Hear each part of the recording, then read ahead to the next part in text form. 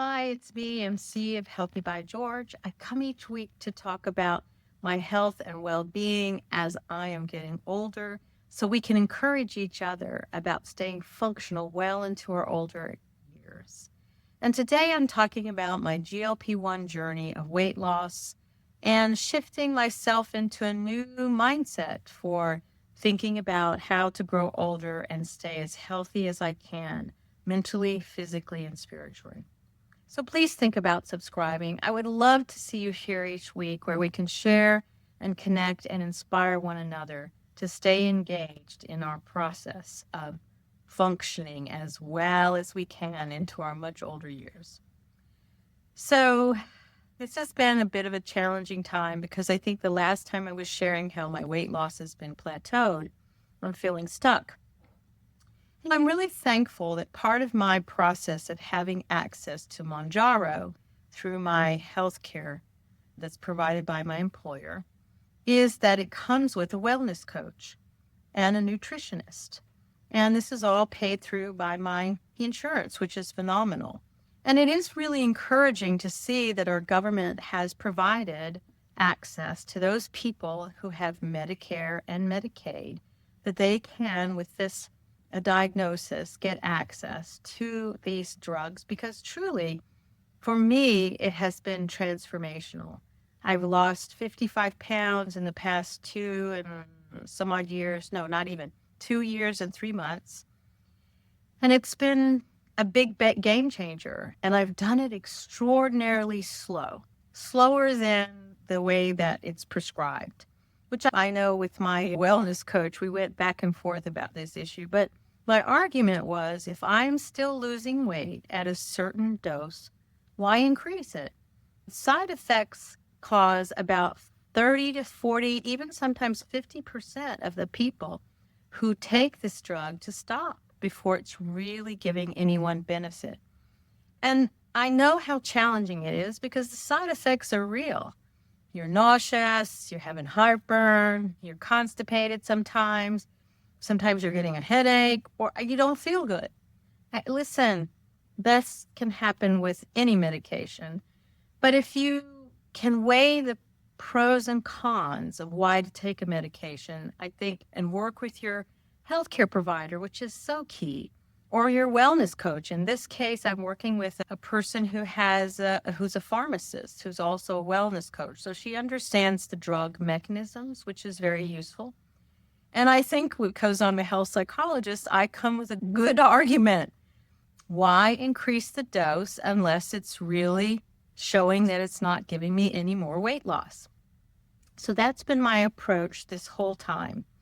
And truthfully, most of the doses that I've been on, I was started out at the low dose and I went to the next one and then the next one. And literally here at 2 years and 3 months, I'm going up to the 10 milligram. I was on the 7.5 from May through October.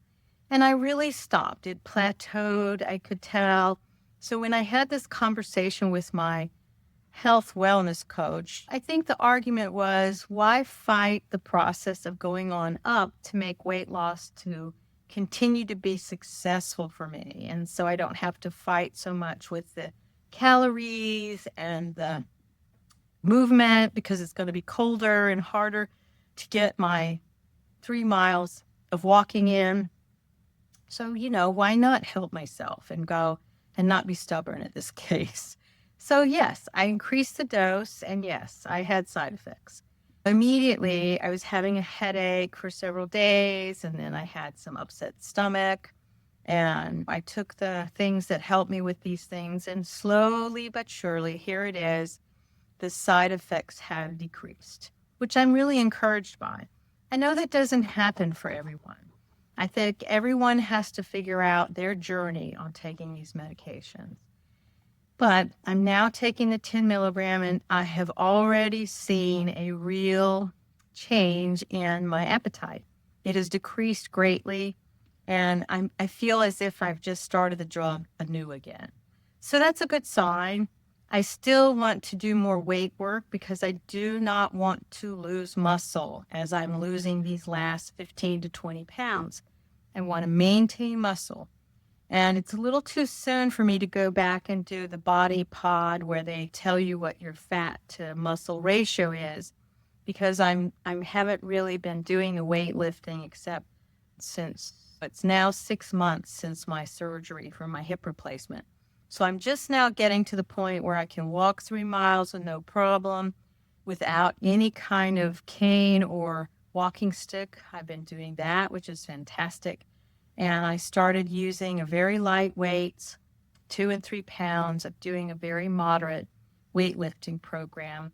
And then I will slowly increase that over the next month, see where I'm at as far as weight loss, and then revisit this issue in December. The truth about using these drugs is that nothing is a one and done. It's always going to take a multiple pronged approach, working with a wellness coach, understanding what your calories are, what's your movement, what type of nutrition are you consuming.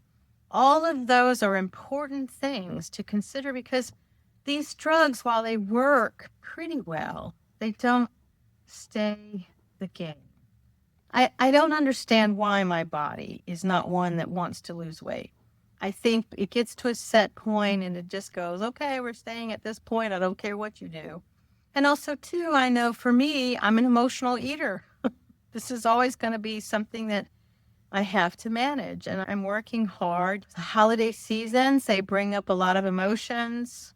My partner's going away to Africa in December, and I'm going to be alone for Christmas, and I'm debating what I want to do. The other issue is it's the 10th anniversary of my husband who passed away in 2015, and I want to do something to commemorate that time point. A lot of feelings come up, and for me in the past, it was about emotional eating. I'm working really hard with a mindfulness practice to see how I can calm myself with breathing and just staying present in the moment, and allow myself to just feel whatever feeling is coming up and see if I can even identify it. Sometimes I can't. It just feels like a stuck place. And see if that helps me, because sugar is the thing that bothers me with emotional eating. I want to eat some sugar, especially some kind of ice cream, frozen treats. Those are really the things that give me challenges. So I understand that access to this medication is becoming somewhat easier, somewhat less expensive, which is encouraging, because truthfully, this drug is so beneficial and it really has changed things for me. And I'm hopeful that once I'm able to get to a weight and a size that I feel that is the one I want to stay at, I want to continue to just build my muscle and strength. And then at some point, measure my VO2 max, which worries me. Because the more we learn about what it means to be functional into our older years, we're learning things like toe strength, grip strength, balance, cognitive challenges where we can learn something new that makes us feel like it's hard, it's difficult. Those types of things are going to help us in the long term stay as functional and as healthy as we can into our late 70s and 80s. And I'm already past that point of 65. Once you hit 65, the risks just increase. The risks of falls, the risks of bone loss, the risks of heart issues or cancers, or on and on. As we get older, our immune system is just not functioning as it was when we were younger. That's all there is to it. So the unexpected of what's going to happen with our health is going to be there. The arthritis, the stiffness, the cognitive challenges of thinking, what is that word I'm trying to think about and can't remember, and it's just so easy, it's right on the tip of my tongue. I think we all suffer from that. So how can we help ourselves? And that's really the truth of why I started this channel back in 2020, and I didn't do very well when I started, but then I really thought about how my father was so challenged for so many years with his weight, with diabetes, with his heart. and that the last years of his life were not really functional. They were just staying alive. And I hate that because my father was a very invigorating person who had a lot of love and goodness that he shared with others. And that he was not capable of doing that to his last years is upsetting. So if we can improve how we are encouraging each other to stay as healthy as we can for as long as we can, that is going to make life for us and for all of those who love us easier and more fruitful and just happier and more loving. And that's really what we want, right? More love, more compassion, more kindness. And no matter what we face as we get older, we've got ourselves in the best physical and mental and spiritual place that we can be in. And that's truthfully a wonderful blessing that we give ourselves by taking action every day. And this is the way I try to inspire myself, although I have to say, motivation has been a far way from me. It's not been my friend lately. Think about subscribing, my friends. I would love to see you here each week, and we can share our health journeys and encourage each other to stay engaged daily with things that will continue to improve our health well into our older years. Be well, my friends. You have this one precious life. Let's live it intentionally, okay? Bye-bye.